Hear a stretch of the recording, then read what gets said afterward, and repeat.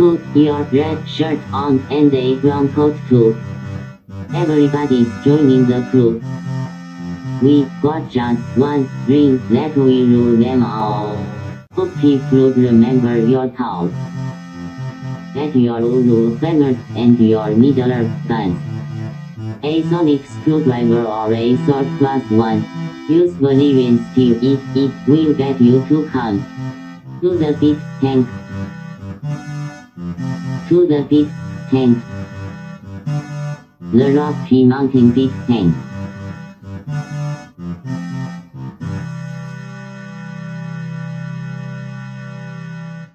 Hi, I'm Troy. Hey, I'm John. And this is Rocky Mountain Geek Tank. Your pocket-sized podcast. As you may have noticed, we are absent Guy Davis tonight. And standing in for him, I'm standing in for Guy Davis, and John Cowgell standing in for me. Howdy, folks. But welcome back to the show. We had you on a few weeks ago talking about Halloween haunts. And for those who don't know, John and I are friends from Louisville, Kentucky. Mm-hmm. Go back a few years. A few. And I thought it'd be cool to have you on tonight since Guy wasn't available. And even if Guy was available, it would be cool to have you on tonight. But it's just, he won't talk over you. Well, I'm absolutely flattered as per usual, Troy. It's a treat to be able to sit and chat. Cool. So you just started something recently, and this is the main thing I want to talk about. We can talk about other stuff too. And it is called up. Hey, Brent, over to our right here, you'll see our comment section, John. And it actually feeds in our comments over you and then there. So it actually feeds in our comments from both Facebook, YouTube, and Twitch, which is really cool. Ooh, fancy. And then I can either reply all or I can click on the individual things so that way people on YouTube and Twitch aren't like, who's Brent? And that's kind of cool. And we like to call it our motor pool since we're Rocky Mountain Geek Tank. And Brent's been here from the beginning pretty much. So let's see. I hit the pause button on accident. I gotcha. Whoops. That would make that happen. So we're going to talk about a new thing that it's new as in it's new to the public, but it's been around for a while, and it's called the Night Owls Gaming Society, or NOGS. That's correct. So please tell us about that. Well, years ago, and I've got not exactly a sordid history, but a long history with role-playing TTRPG in general. My mother, my aunt, and my grandmother, when my brother came back over from England in the Navy, and this has been information that my parents and siblings had given to me, he brought a copy of D&D back with him. He had reached out there, and he's like, oh, this is cool. I'll bring it back. Mom and Grandma and Aunt Carol, who had been extremely into fantasy literature and books back then, kind of like, oh my God, kind of jumped on it and became absolutely passionate about it and started running games for the family. And I was maybe 5 or 6, and they were doing something in the kitchen, and Mom picked me up, sat her on the knee behind the DM screen, and started to teach me the idea of playing D&D. So it had been infused in my veins for years. When I was a teenager, Mom would invite all my nerdy friends over to the house, and we would play into the wee hours of the night, and Mom affectionately called us her night owls. Unfortunately, 3 or 4 years ago, Mom passed away. And in her honor, I took the idea of, and I had done this for a while with my groups, calling them my NOGs, my Night Owl Gamers, but I got the idea of wanting to make it more official to folks and actually create a community within it that helps espouse the ideas of the core idea behind TTRPG or the group storytelling and make it more prevalent and bring people into it. So I created the idea of the Night Owl Gaming Society, the NOGs. Oh, cool. And then what things does the Night Owl Society offer? Well, the core belief in the society, and I actually use this almost as the branding, it's come sit at the table, let me help you tell a story. The beliefs we espouse is, of course, of the idea of group storytelling, because Dungeons and Dragons, Rifts, Green Ronin stuff, all of these role-playing games are in essence just a group story where one person's the narrator and everybody else takes a place within the narration to help push it along, and you're all using your minds to be able to push the entire story forward, and hopefully everyone's cohesive and has fun with it. I mean, ideally, everyone's cohesive and has fun with it. But within that, I'm going to be doing a lot of different kind of spitfiring and spreading the gamut of media stuff. There's going to be some podcast conversations. I'm going to do my best, although I am not hugely well known in the area. I'll try to be, to interview industry professionals, to review local folks' creations, both dice, books, and such, including Kickstarters that I come across. There's going to be, I've actually done it before, but I do DM consultation. Be able to sit down with folks that are new to the idea of DMing and storytelling and kind of help them along in their craft. Because I'm not the end-all be-all, but I've been around long enough. I picked up some tricks, and if you want to listen, I'm happy to share type thing. There's also going to be live cast games, because my current group of my Nogs are very, very lively, and they enjoy being played, and sometimes they agree to let me film them. So sometimes those will come up. I'm also going to be doing pay-for-play games as a pay-for-play dungeon master for the Night Owl Gaming Society as well. Plus, who knows, as the stuff goes on, I get more people that want to be able to DM and want to be able to help. Possibly other folks will become part of the Night Owl Gaming Society and will DM on behalf of the group. Just stuff possibly in the future, and that's only the beginning, because I've already got the brands, I've already got the merchandise ideas for stuff for both our logos, and we even have a small mascot called Archimedes the DM Owl. It's adorable. But Nice. a whole bunch of stuff that's been in the works for months, and finally everything came to fruition at once. Cool. And being right there in Kentucky, you have a few pretty major cons that happen around the area, like Gen Con's just up in Indianapolis, and then Dragon Con's down south a little ways. Yeah.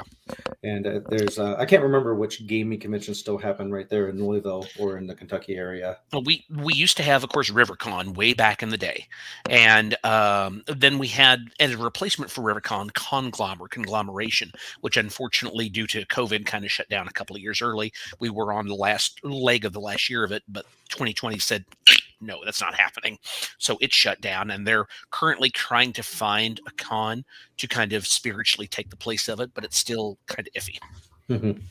Yeah, most people get into the con business to at least make some money when they're doing it, and you're not going to make money without people showing up, right? Type thing. So hopefully that'll pick back up. It's slowly picking up now.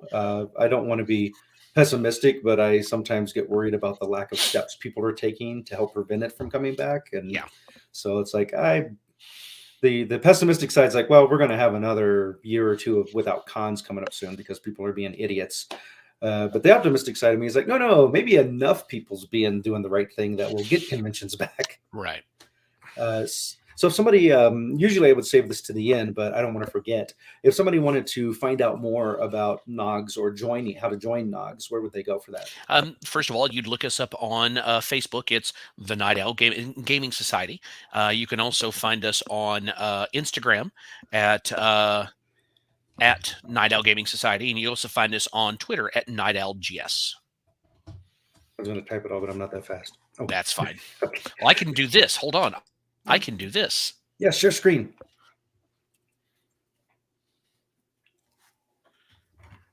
Here is, see, now it's going to go super cool. There's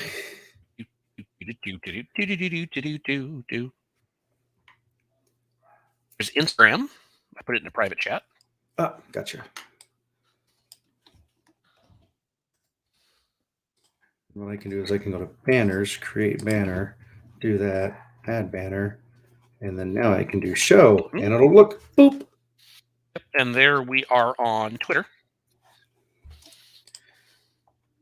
It's just a slow process. You can just look up, you can just look up Night Owl Gaming Society on Facebook, because literally everything went live last night, all of the stuff.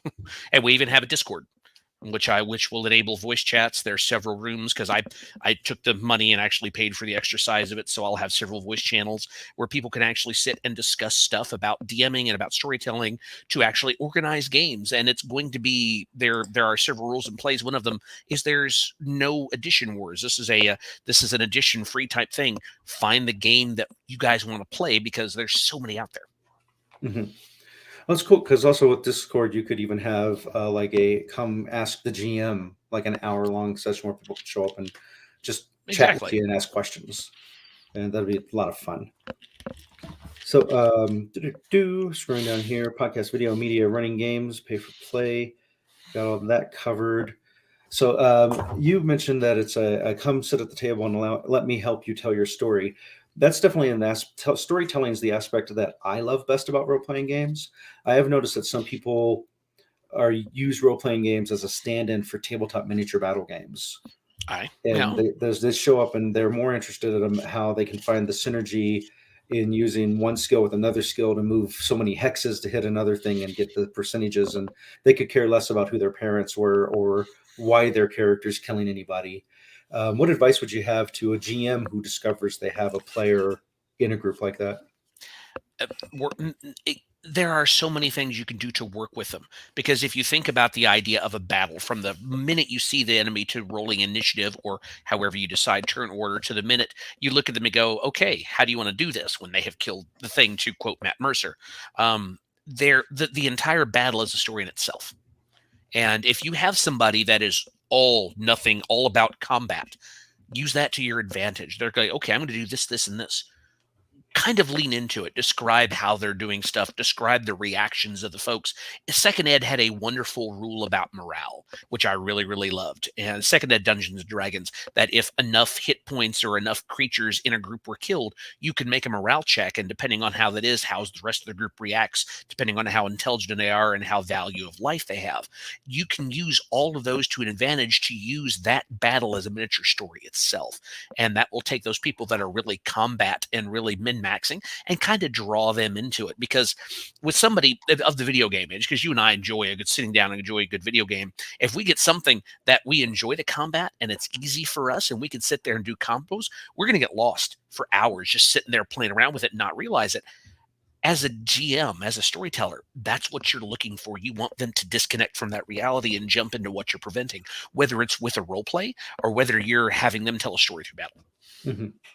I like to have people, instead of just say I hit them with a sword, I like to have them to go into a bit more detail and I explain, well, you could say you're going to hit them in the eye, but you might not have any extra benefits for actually hit them in the eye. Right.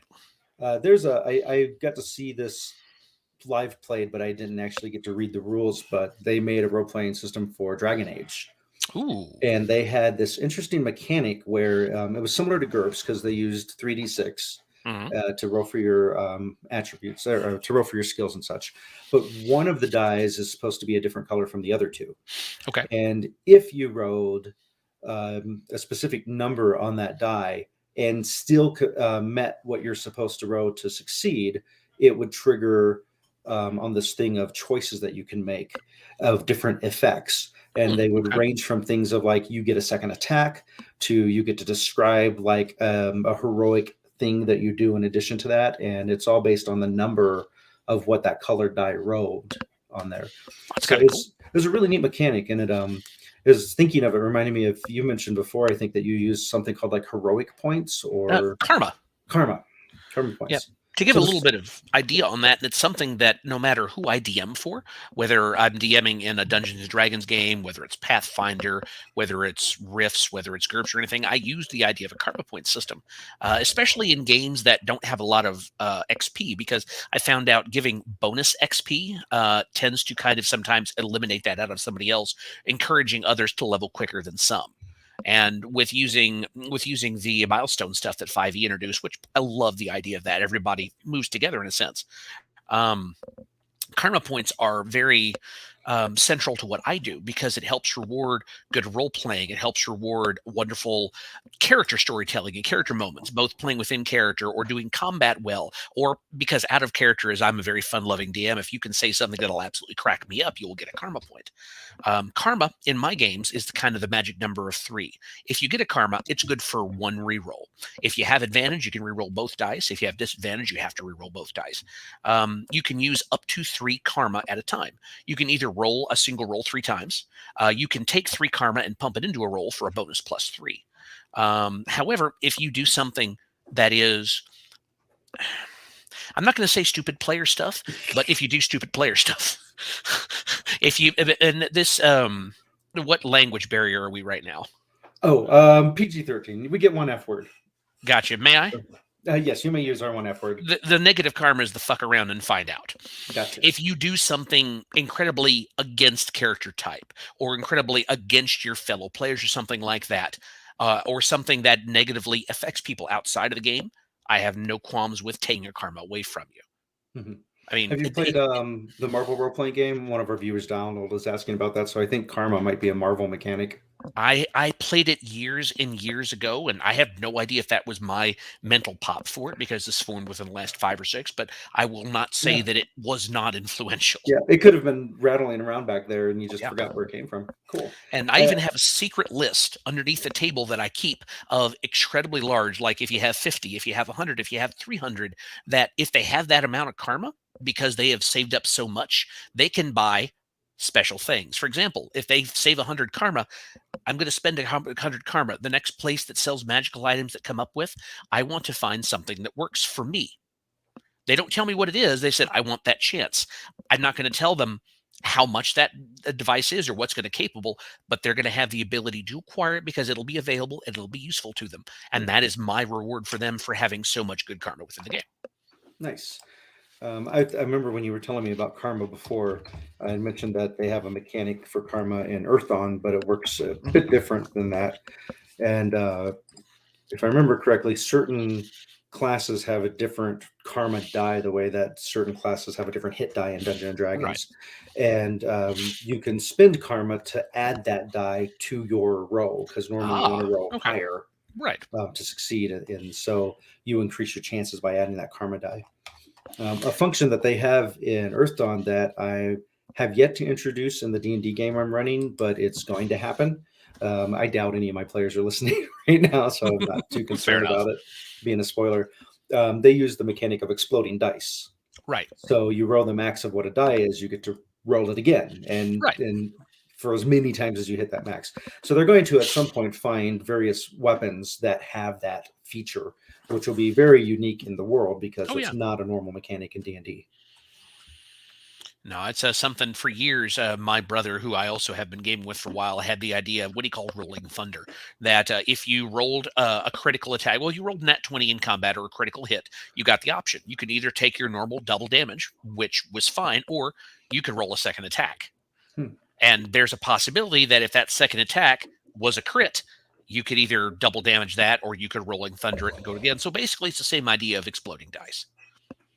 Nice. Yeah, I've been playing around. Dungeons and Dragons is not a game that I'm super familiar with. And in fact, I've learned more about Dungeons and Dragons in the past couple of years than I probably knew about it my entire life.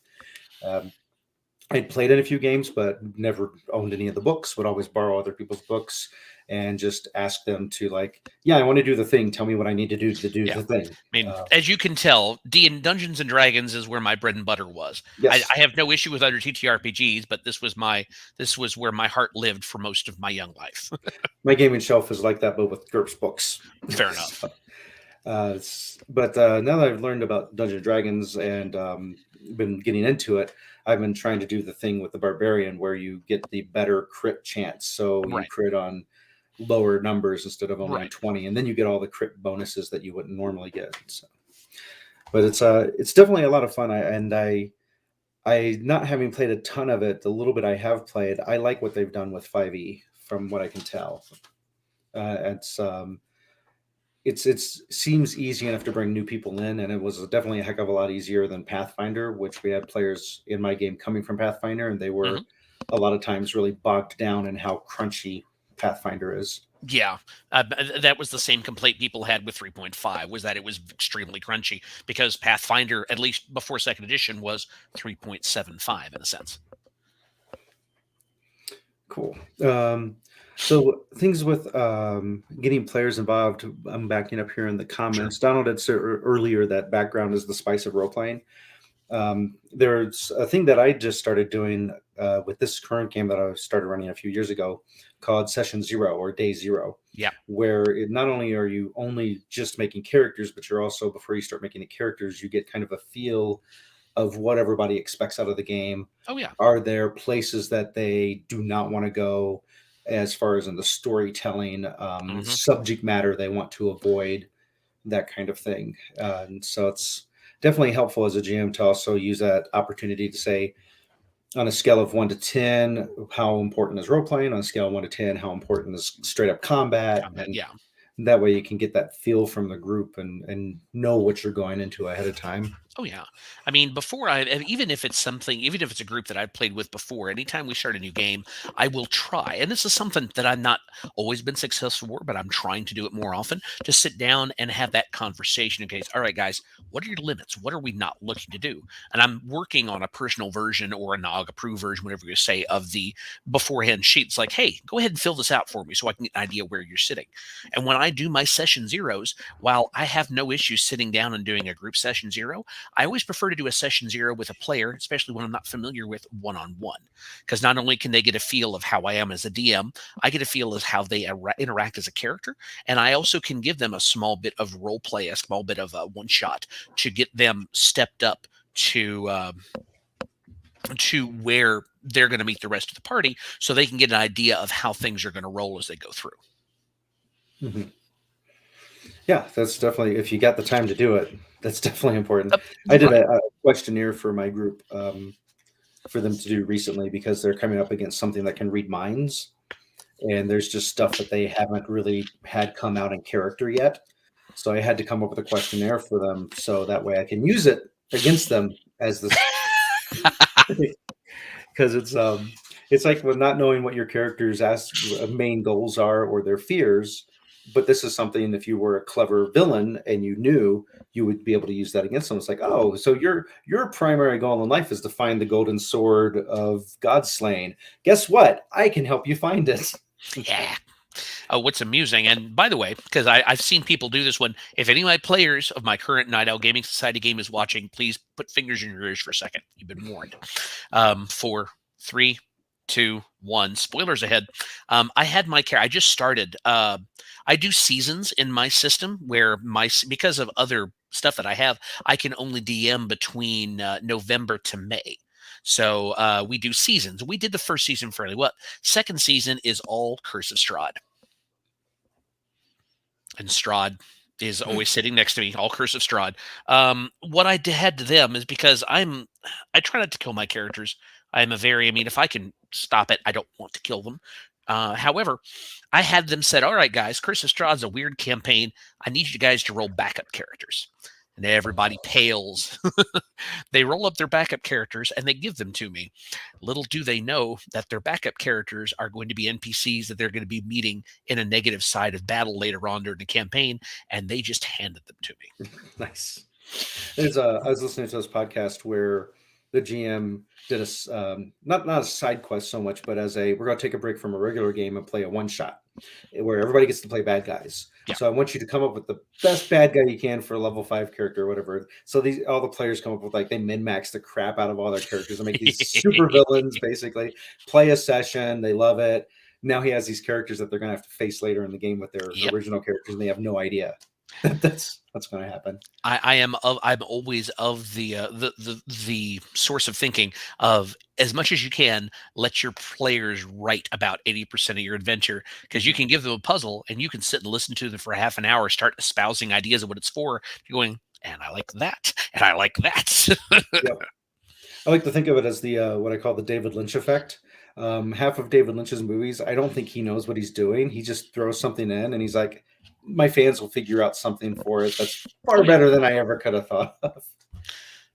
And just like who made the Thing? Remind me. The Thing, John Carpenter. John Carpenter. John Carpenter was so upset with the viewers at the end of The Thing when he let the ending ambiguous as it was. People were like, well, what was it? And John Carpenter was like, it's up to you. They're like, no, tell us. Cool. Donald's mentioning that they, of course, player knowledge and those players who cheat with dice rolls, you have to add support panels. Luckily, I've only ever had one person I suspected of cheating, and that's only because they brought it upon themselves because they would roll their dice like away from everyone. Yeah. And so I just gently said, like, hey, you should roll over here because it's more fun for all of us when we can see the roll happen. And not directly so much accusing them of feeling like they're cheating, but putting more of a spin on it of like, hey, make it more fun for everyone. Roll your dice over here with us. And that. So with 5e, one thing and I've got a solution for this in my game, but I was noticing in all the other games I've ran, pretty much when you're dead, you're dead. So death is a scary thing for a player. Oh, yeah. in the world of 5e, and I'm assuming this is kind of how it's been for all of Dungeons and Dragons, resurrection is a very possible thing that can happen. It's just very expensive, and as long as you haven't burned into total ash, or like at least like the head can be recovered. Yeah. That kind of changes the dynamic of the risk taking that a person will go into. It's like, I'm not so scared to go charging into a horde of orcs, because if I happen to get killed, well, someone can resurrect me. Right. It all depends on the availability of the magic to do it. If you have a cleric that's high enough to do it in a party, if not, how far you're going to be, because there are limits on the time frame of resurrection and revivify, which is a 5th ed lower version of that if you've been dead for a very short time, it brings you back. There's also reincarnation if you want to spin the karmic wheel and see what you get. I mean, there are ways to bring people back, yes, but again, it all depends on the type of game you're playing, how much magic is in that particular session, because that's always a weight you have to play with, and what type of availability to those healing magics are out there, depending on if you're near a town and you have enough money to do it. One thing I had actually said when we were talking in the green room, I wasn't going to bring her up, but it has led there naturally. There's this great GM YouTuber named Dale Kingsmill, Dael space Kingsmill, Kingsmill. She talked about the way she likes to work with resurrection is that the cleric that uses the resurrection has to sacrifice 1 point of a permanent stat. And that's part of what explains why it's so expensive. And she has in her lore of her world, the same cleric can't resurrect the same person twice. Makes sense. And if the person they resurrected dies, then that cleric suffers a huge penalty, possibly even death. Yeah, and because so, they've tied themselves to them. Exactly, they've tied themselves to it, and so that makes it a much harder thing to convince a cleric to do anything to you, because it's like, well, are you going to run back out there and get killed again by a dragon? Because that's going to suck for me. So that's an interesting twist that she had in her homebrew version of that. And it helps make the idea of dying, because in most of the modern versions of Dungeons and Dragons, death does not hold as much oomph as it used to be, and that puts it back on a scarcity level. Which I can kind of see from a director's point of view of where they're coming from, because they want the players to do heroic things. And to encourage them to do that, they want to kind of lessen the risk that's involved for them to be heroic. It's a delicate balance. Yeah. I really don't know where I was going with that. I'm going to peek back through our comments, because we're getting lots of good comments from our... Yeah, this was much more interactive than the last one was, so I'm quite pleased. Not that the last one was bad, I'm just interaction-wise. I think we just had a low body count last time. Possibly. Let's see. So Brent has mentioned that he's always liked the story of a character dying, and instead of rolling a new character, they just add Junior. Add Junior to the end of the name. I've come to avenge my father. Give me his stuff. It's the Red Dead Redemption mechanic. There you go. Or yes, I would. This was my twin brother. How many are there? We don't know yet. Yeah, we'll see. And I was thinking, with the holidays coming up, you could do an extra special version of the Night Owls called the Extraordinary Guys and Gals Night Owl Gaming Society. So you have the eggnogs. Ouch. Take 66 psychic damage. Ouch. Ouch. Oh, we've got a YouTube comment. Yeah, which I don't know what VOY means. Voy, for your information. Which I feel dumb now, because I'm sure I'm supposed to know what that means. To the internet. And to go on your comment there, Donald, about the god calls, I have very interactive deities in my world. They actually avatars of them walk the plains. So if there is a god, if one of the players wants to prostrate themselves in front of their god and ask, I will call for a god roll. And if they pass, I jump into that god mode, and there's a nice little conversation. They kind of go, holy shit, they answered, holy shit.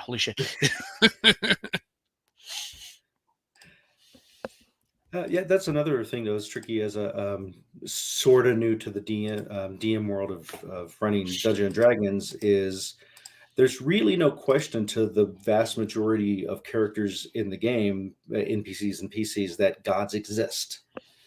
And it's that's a level of thinking that I think a lot of players have to really adapt to for their characters, because some of the characters in the group are atheists, which I find is an interesting concept for a character to be able to live in a world where they've seen people resurrected from the dead. Right.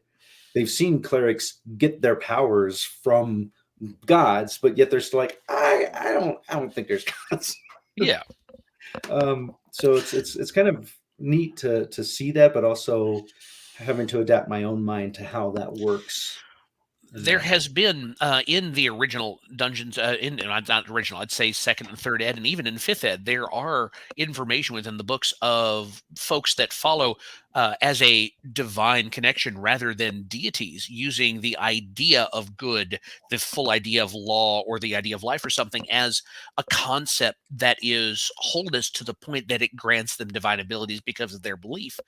There is also, and something I've really enjoyed, not the atheist cleric, but the anti-theist cleric, basically the God of War cleric. It's like, no, I know they're gods and I don't like them.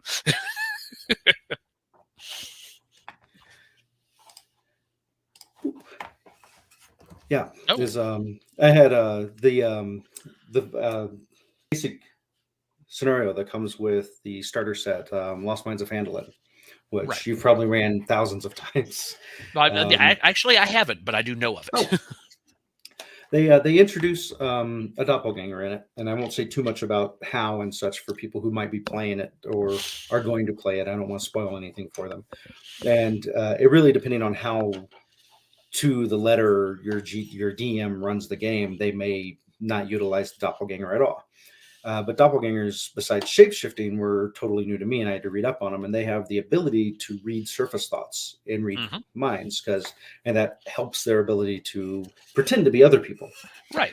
And so I had the opportunity for this doppelganger wanted to kind of manipulate the players, and there was a cleric in the group. So the doppelganger read the thoughts as to what that cleric thought their god looked like, and just came to them as their god, and flattered them about what a great job they're doing, and thank you for being a servant. And by the way, go do this thing because it'll be awesome. It's like, oh, okay. I was asked, and something I've always enjoyed doing, I was asked by a group to come in as a guest NPC. They were like, I want to have you come play with us. I know you can't. I got an NPC character that you can play. So they made me a bard that had been around for a while, was an NPC known in the world. They gave me this entire write-up. They gave me a character profile of them that I could actually get in the character. It was like, okay, I can do this. It's a part. Yay. And I started playing, and they got caught in the Feywild, and they were trapped by an entire Elder Fey race that refused to. So I was like, Elder Fey race? They worship the nature, and they worship... Do they worship the horn god? And she went, boop, yes, they worship a horn god. I went, good. So I used a greater illusion spell with the Feywild thing, and I was their horn god made flesh for a few moments. And the rest of the players were like, how in the hell is he getting away with this? How is he doing this? Confidence. Yeah, confidence. Walk like you know what you're doing, and most people will leave you alone. And carry a clipboard. That works in D&D. Some of my favorite characters to play are the mouth character, the ones who talk their way out of everything. Yeah. Because then that's so much more me having to do something and not rolling dice. Right. Me just being able to do it. And one of my claims to fame is I was playing a con artist, fast talker in Cyberpunk game. And our mission, our test by our employer was to be dumped off in like the worst part of town with just the clothes on our back. And we have to get weapons to go do a thing. And so we go into a bar, and I find some people gambling, and I'm like, hey, let's do a game of chance and for this much money.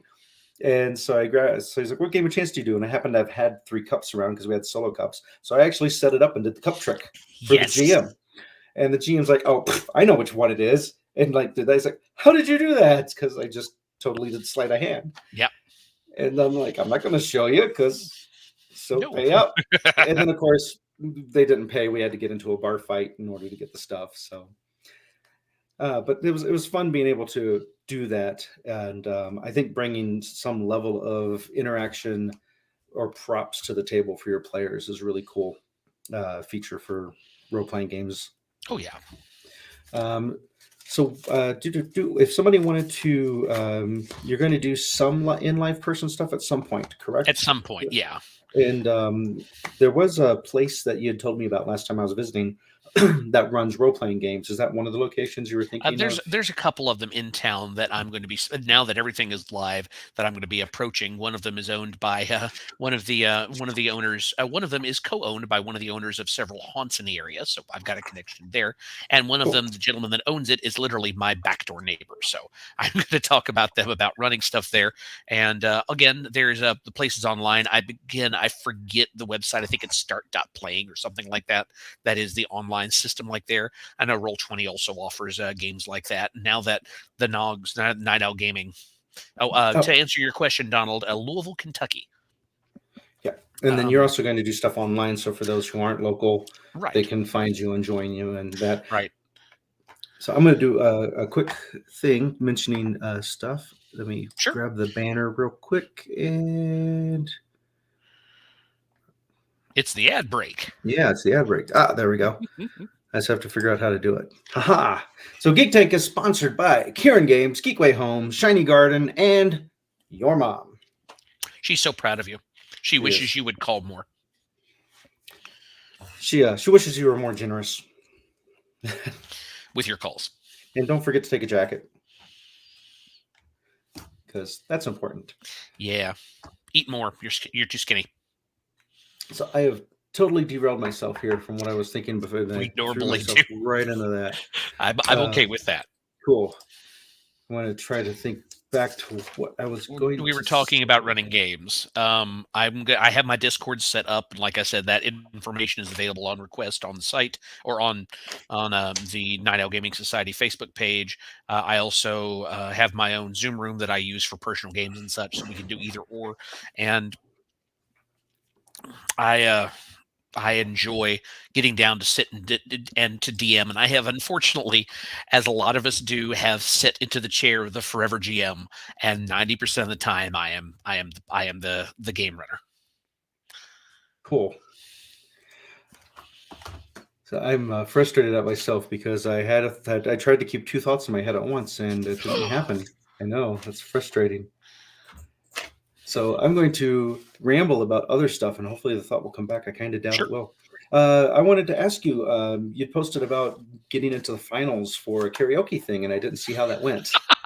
I know, it's totally rabbit holing. Fair enough. For those that don't know, I have been doing karaoke singing for the last 20 plus years. I also am a part-time karaoke host in Louisville. I know most of the DJs. They had a really bad couple of weeks, and a good friend of mine, a fellow karaoke host, picked me up for dinner. She says, "Hey, one of my friends is running a contest close to you. You want to drop in on him?" And I went, "Sure, why not? It'll be fun." And she convinces me to get in the contest, and it's basically a quarterfinal or a semifinal, and I ended up getting first place that night and invited back 2 weeks to do the final, which was this week ago in this past Wednesday. Got in there. There were 11 of us. I ended up going to the final of it, and out of 300 points, I scored 299, and this young lady scored 299. They're like, "Oh my goodness, we've got a sing-off. Let's go. We're going to raise the point totals to 400. We both tied again at about 350 some odd points. So they ended up taking, rather than splitting the pot, the owner of the sponsor, which was a Big O Tires, said, no, we'll just pay them both. So I am the proud owner of a gift certificate for $500 for tires and sundries at the local Big O Tires. Congratulations. Yay! That's really nice of them to do that as sponsors. I was wonderful. And now on Mondays and Wednesdays, if I ever want to go sing, 5 or 6 minutes down the road is a little sports bar. I can sit and have some alcohol and sing some songs. Cool. And kill myself with mini corn dogs because they're addictive. Well, if you got to go. that is a way to go. So my plan worked by derailing the conversation and rabbit holing into karaoke and taking us away from what we were thinking of. I managed to remember what I was thinking of. Wonderful. And it was important, which is why it was bothering me that I couldn't remember what it was, except for remembering it was important.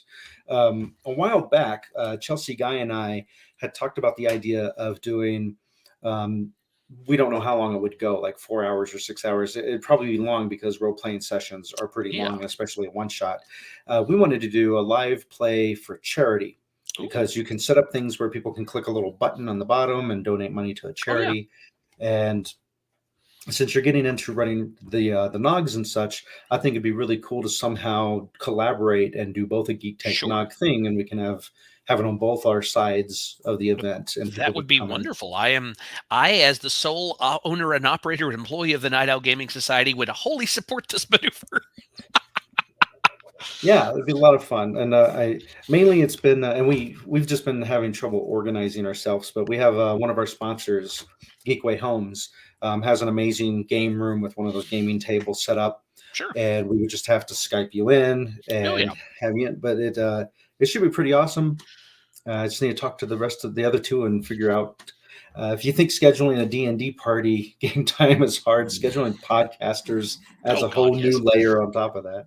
Having currently DMing for a podcast that is yet to come out, I feel that pain. Are they in the editing process? No, our producer got COVID, so he is currently getting over that right now. And we've only recorded 2 episodes, and we weren't going to release till we hit 6, so we had a backlog. So we haven't even done episode 3, and I'm the DM. So I'm like, I've got stuff prepped. Is anybody feeling well enough to play yet, please? So no, I feel that pain. And one thing we discovered when we jumped into this, and we were taking a few months break in our schedule, because we decided trying to broadcast every day for the entire year is really difficult. And so we would just time our break with our kids having their summer break. Right. And but we've fallen entirely out of our routine, because we were trying to have that break be our next season. So you would know this season ends when school ends, and then next season starts when the next season. But we dropped that, and now technically, we're day 13, so in less than 20 days we're going to be into a new season, because we decided to make it a new season every year and have the beginning of the year be the new season. It's Fluffy, Mike Myers and Mila. I know the last two. Who's Fluffy? The Mexican comedian.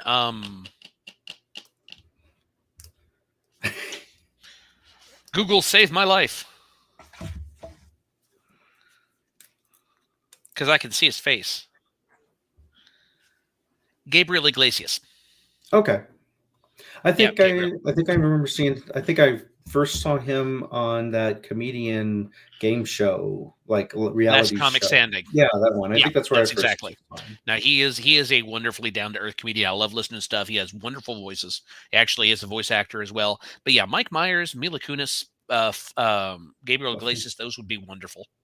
Of course, the person I would love to game with would be, give me a minute, because my brain just tried to shut down on me. Will Wheaton, because he's such an avid gamer. I think he'd be a lot of fun to game with. Okay, him and his cursed dice. Yep, him and his cursed dice. And then his roommate from college, who does the At Midnight show, Chris Hardwick, who is a comedian from Kentucky. Yeah, he is. He actually also was the mind behind the Nerdist brand.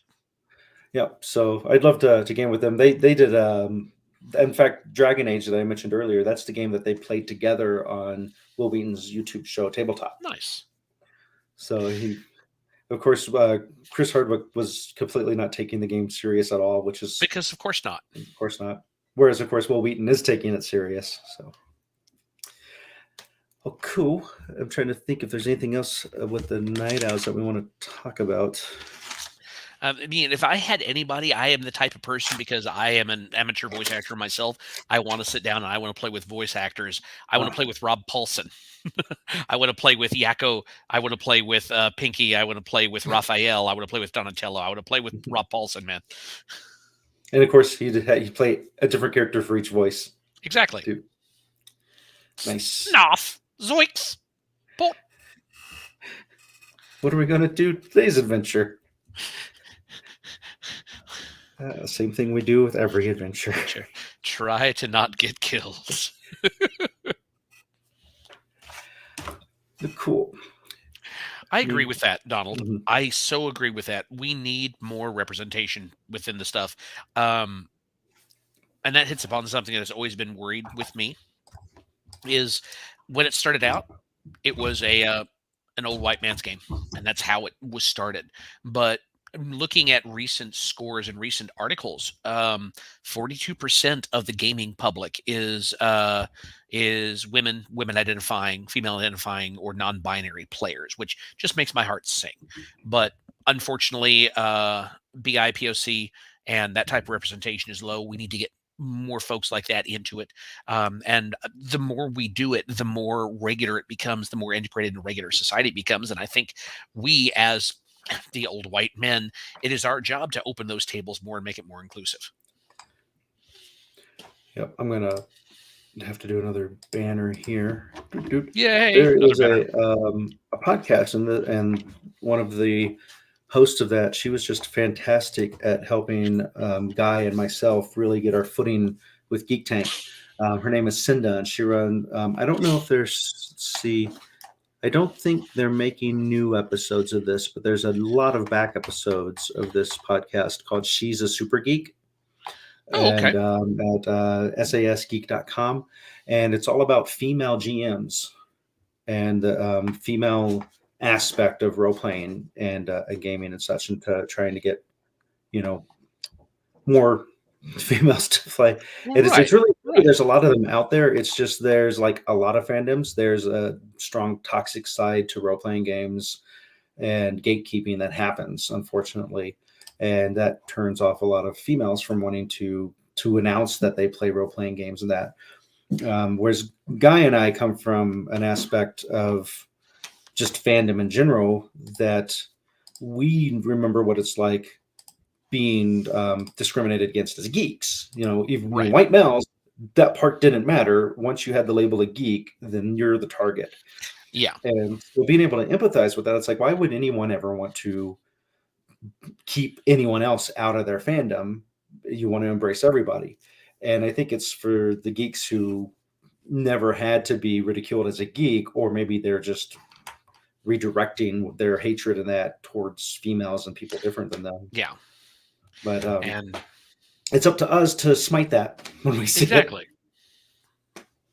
Because they have carved a wonderful swath into the gaming community, and I was raised by 3 women GMs. My mom, mother, grandmother. My grandmother passed away when she was 102. She had balanced her checkbook the day before, and a couple of weeks prior to that, she'd sat and bellied at the table and talked D&D for hours and hours. She was still well into it. So I was raised with that inclusion. So in my brain, it is a necessary function. Everybody must game. All of us. Everyone's welcome to the table as long as you're not telling other people at the table to leave. Everybody is welcome. No gatekeeping. Stop it. Mm-hmm. I will take your keys away. Stop it. Yeah, that's something that Guy and I and you have in common. Guy was raised by his mom mainly, and she was strong female, and I was raised by my mom mostly. And although she despised role-playing games, it's still one of those things where when you see enough of the negativity and you know it's not right, you want to do what you can to stop it. Exactly. Chelsea, go ahead.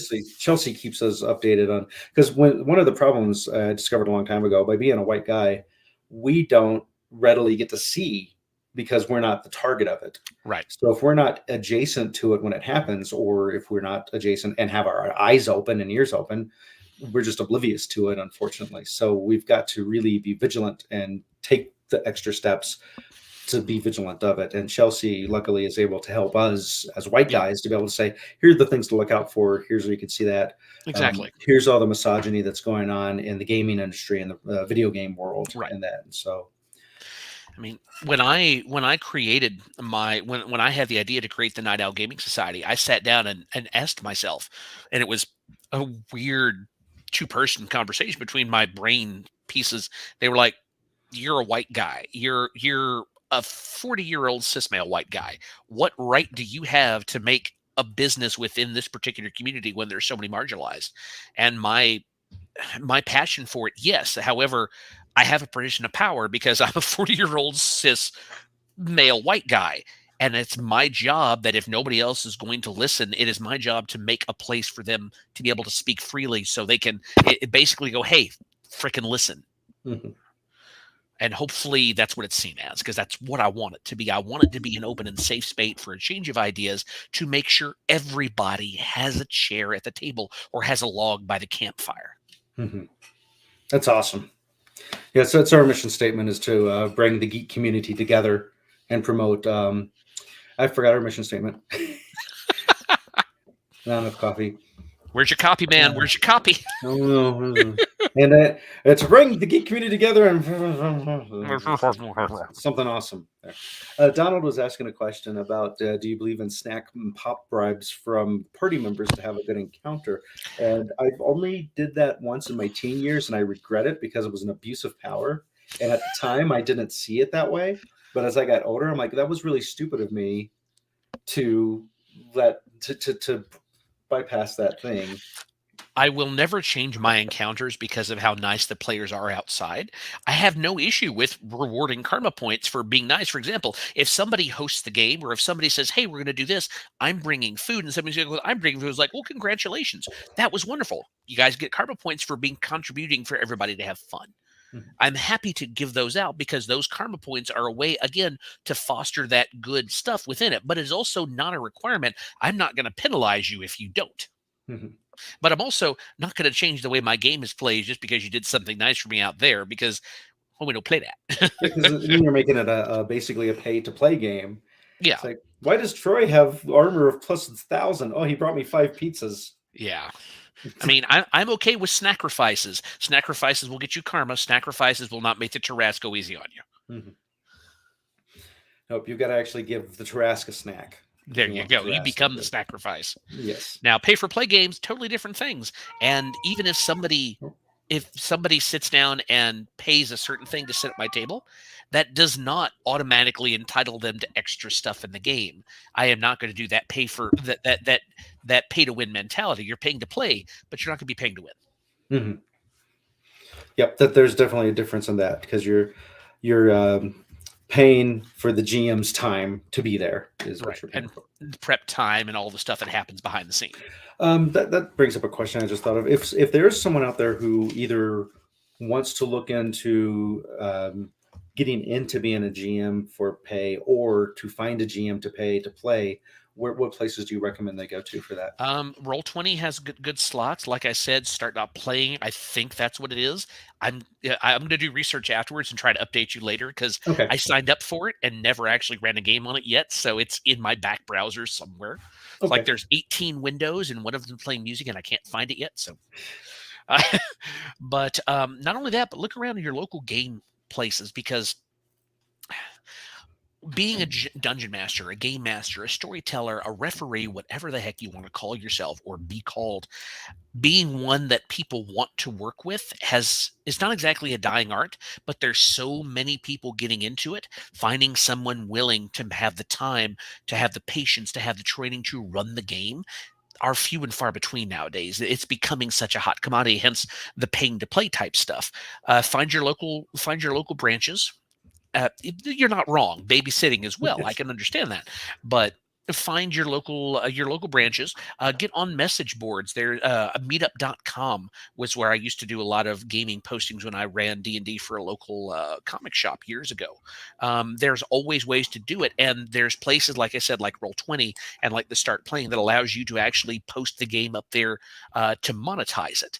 And once you get known, people will come to you going, hey, I hear you play games. What's your rate?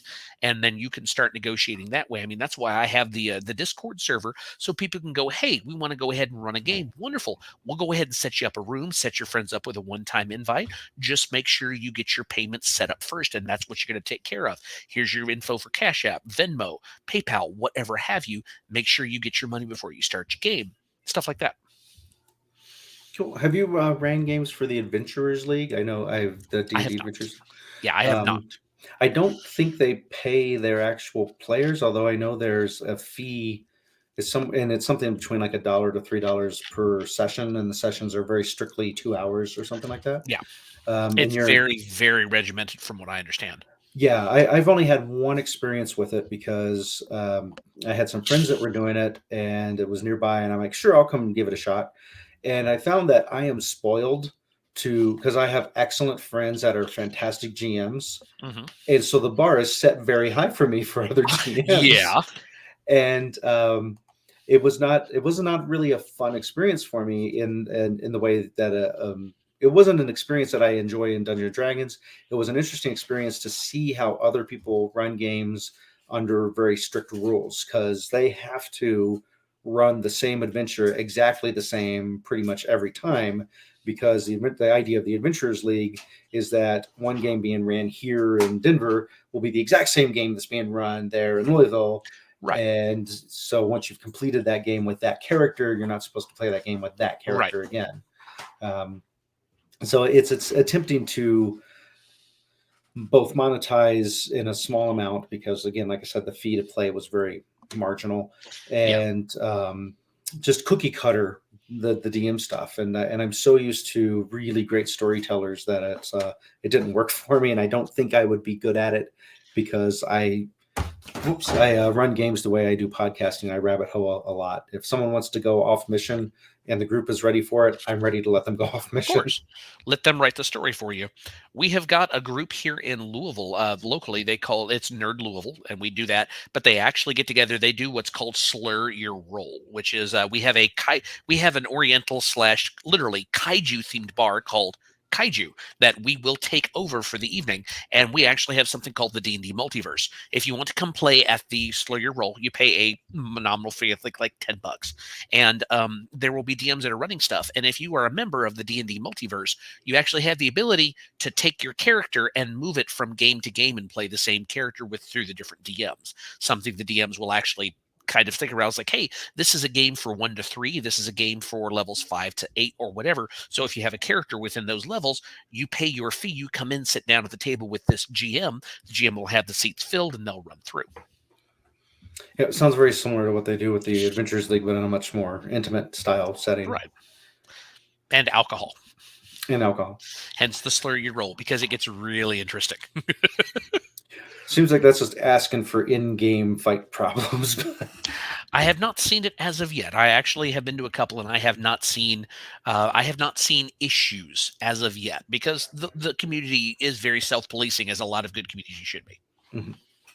Well, cool. Donald brought up that he's a good GM, prepares for games, and he's not as organized as he used to be. Really, you want to be as organized as you're comfortable with, and that level is going to change from GM to GM. One thing I've been learning is to only prepare as much as I'm happy with if what I prepare never gets used. I don't want to prepare something that I'm going to be upset with if it doesn't get used, because that will inevitably happen. And then you'll end up railroading your players into what you wanted to happen. And then you're risking them not having fun because you just railroaded them into it.